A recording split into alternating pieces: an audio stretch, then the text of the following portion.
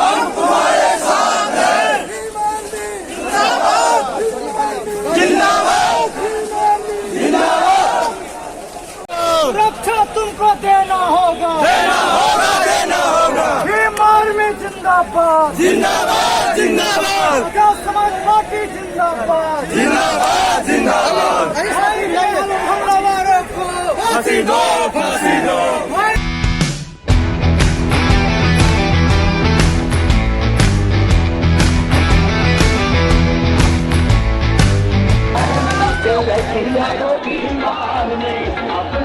Photo हो जाए।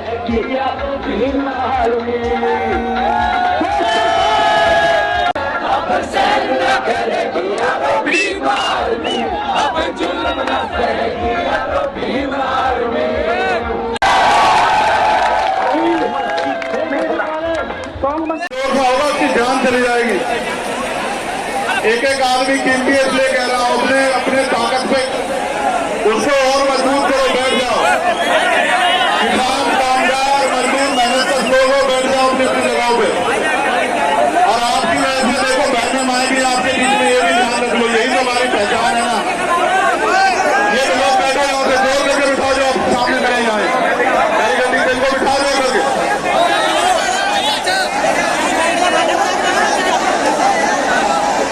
अपने आसपास वाले को पकड़ कर बिठा लो, अपनी ताकत को पहचानो, पकड़ कर बिठा लो। तीन आर्मी के सिपाही हो तुम लोग, पकड़ कर बिठा लो। खून की एक एक बूंद का बदला लेना से, भाई चंद्रशेखर के खून की एक एक बूंद का बदला लेना से, गोली का जवाब वोट से अब की बारी देना से। हाँ, गोली का जवाब वोट से अब की बारी देना से।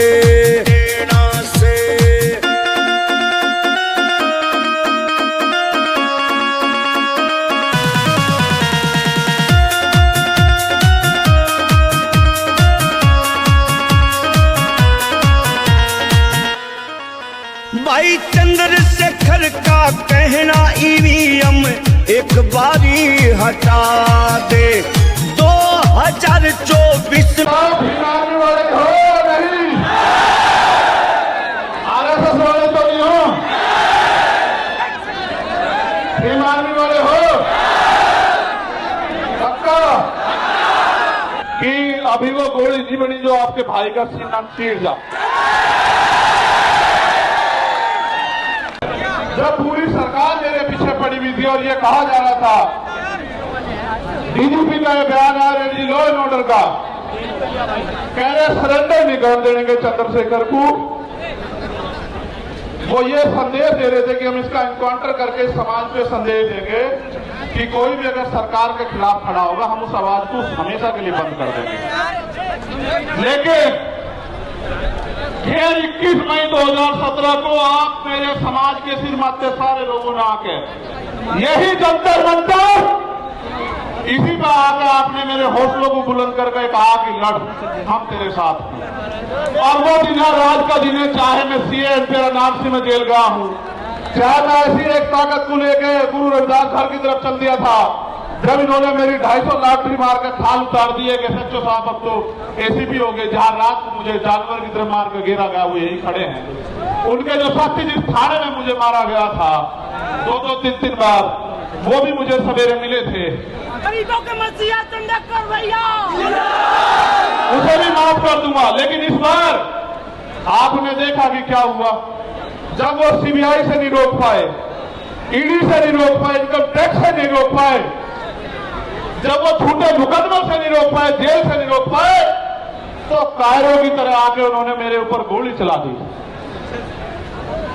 आपकी गोली की तमन्ना सच्ची थी और मेरे लोगों के खून के आंसुओं की संघर्ष की तमन्ना सच्ची थी।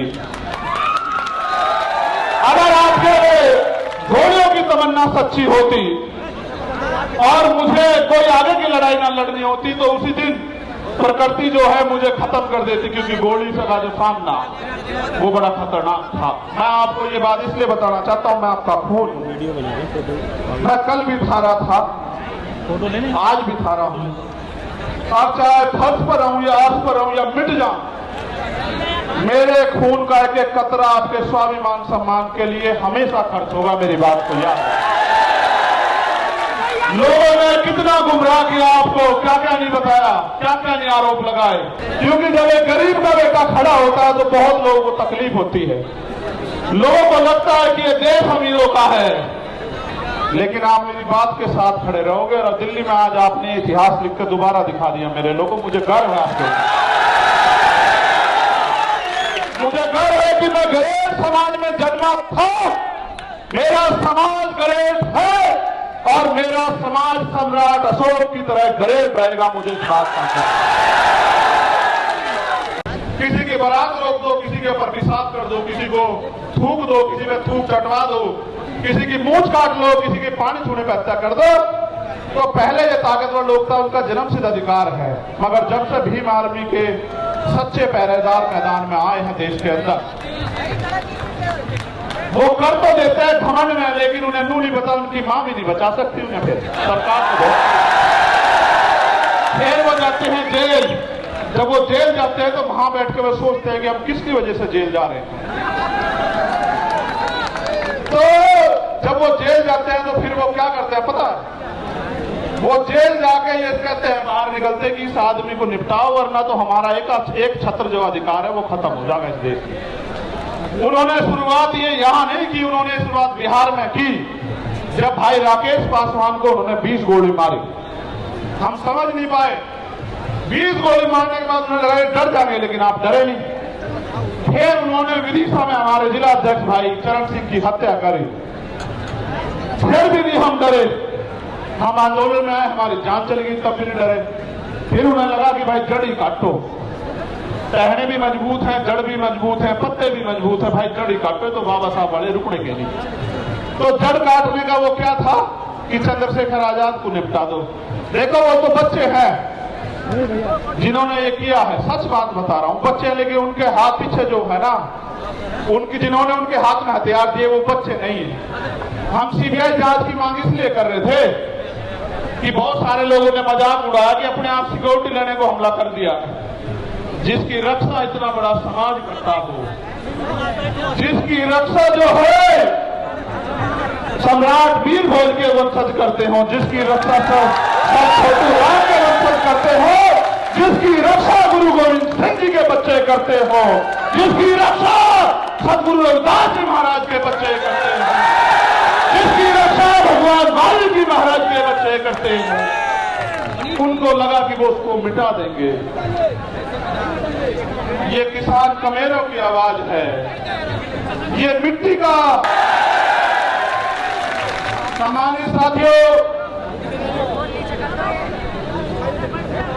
आज इस पावन अवसर पे, क्योंकि भीम आर्मी का स्थापना दिवस भी है, 8 साल पहले आज ही के दिन हमारे माननीय राष्ट्रीय अध्यक्ष और तमाम हमारे सिपाहियों ने यह ऐलान किया था कि भीम आर्मी भारत एकता मिशन के नाम के संगठन के जरिए हम इस देश में मनुवाद ब्राह्मणवाद की जड़ें काट देंगे। जो कारवा एक छप्पर से चला, आज वो कारवा सैलाब के रूप में दिल्ली की सड़कों पे है। प्राइमरी स्कूल के मास्टर के इस बेटे ने कभी सोचा नहीं था कि अगर ईमानदारी से काम करने वाले को इतना प्यार मिलता है तो फिर लोग ईमानदारी से क्यों नहीं काम करते।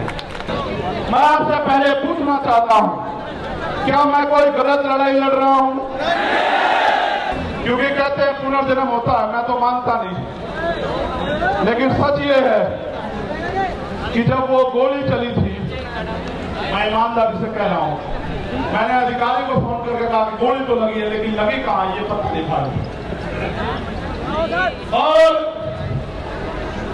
पिछला जन्म भी जीवन भी आपके लिए था एक खतरा, और ये जीवन भी आपके लिए, ये ऐलान करने के लिए आपको मिला।